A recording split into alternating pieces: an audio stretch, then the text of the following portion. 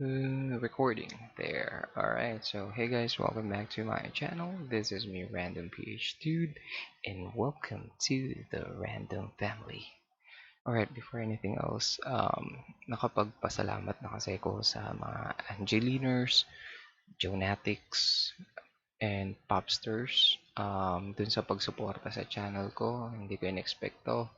Pero malaking tulong din ang fandom ni Miss Regine sa mga pagsa-subscribe nyo sa akin. Kahit hindi ako nag-a-ask na mag-subscribe kayo, pero nakakatuwa kasi sinasabayan nyo pa rin yung mga kalokohan natin.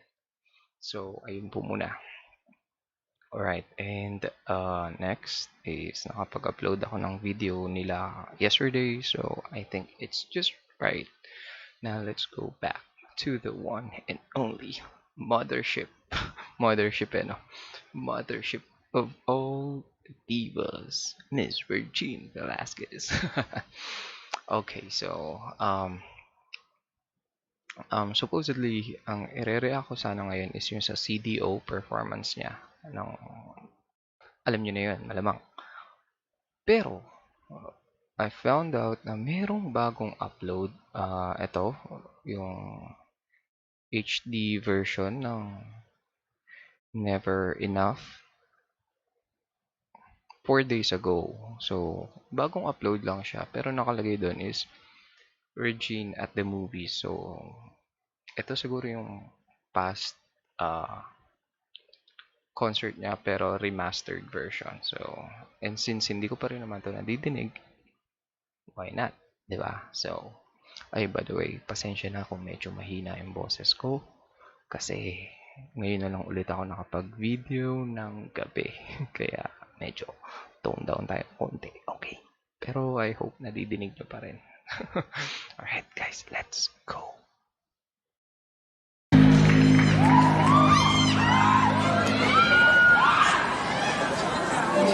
Wait lang, time first.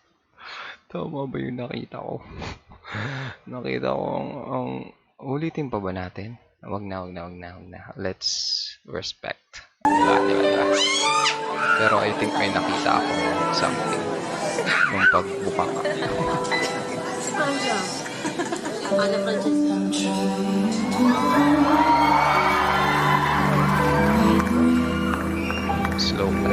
Slow clap.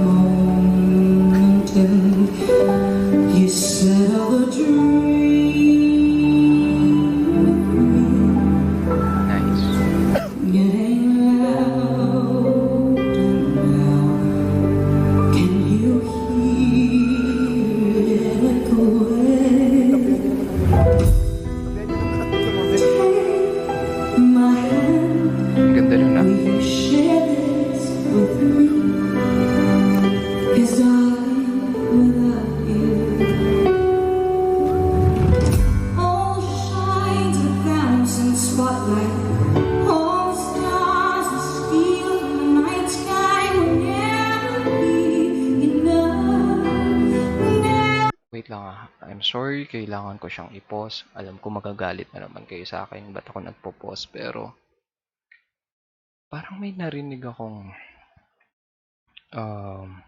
Lea Salonga. Ulitin natin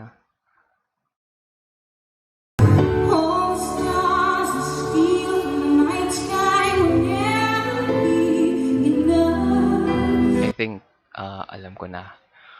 Hindi siya actually Lea Salonga, more on yung approach siguro dun sa kanta is more on parang theatrical. Yung every word is bibig kasi mo ng napakalinaw. So I think ayun yung arrangement.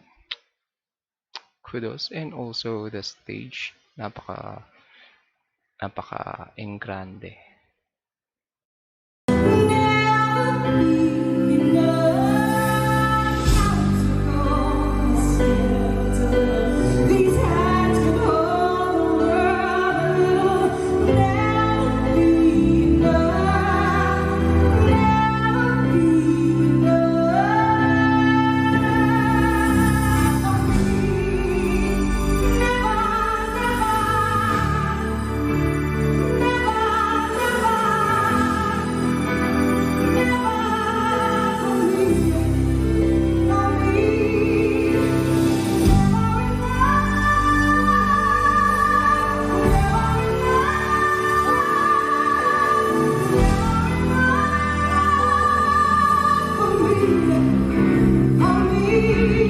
fix you.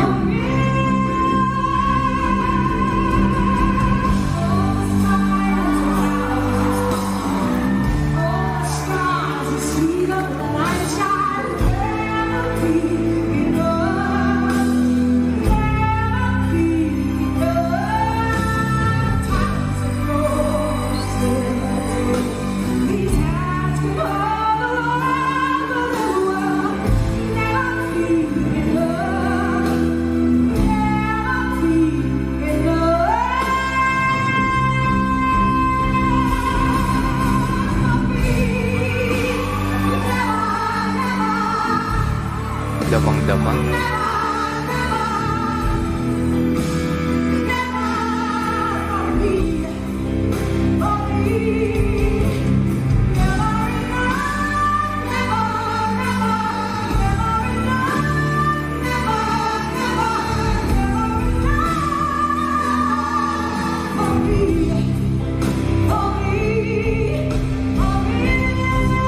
For me.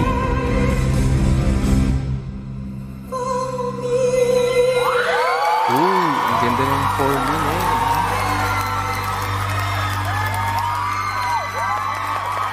Nice. Nice. Ulitin ko yung last note ah. Napaka napaka-pleasing sa tenga, napaka-soft and airy.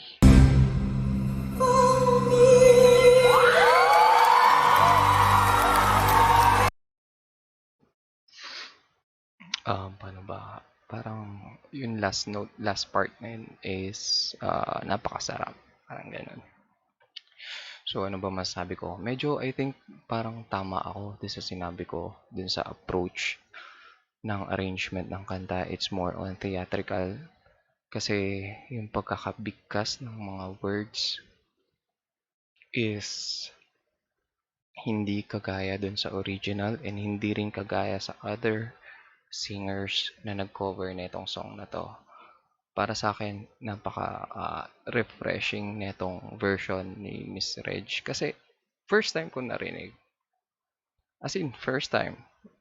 Versus dun sa lahat na nag-cover. Yung pagdating ng For Me, dun sa original and other singers, lahat sila is for me, then biglang for May. Yung for May. Pasensya na guys, hindi ako marunong kumanta pero sino si May? Sino ba si May? Pero dito kay Miss Regine, all throughout, napaka consistent niya. For me, as in, ang pagkabanggit talaga niya is M-E, hindi May. Which is kung iisipin din natin, mas mahirap.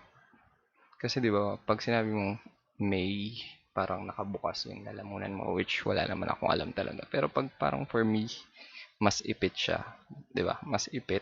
Pero since kayang-kaya naman ni Miss Regine, why not, 'di ba? So parang exhibition 'yun. Pinahirap yung level ng kanta. Okay, so ano pa ba? I think ayun lang munang masasabi ko. And again guys, maraming salamat. And sige, siguro tulugan na. Alright guys, good night. Thank you for joining me and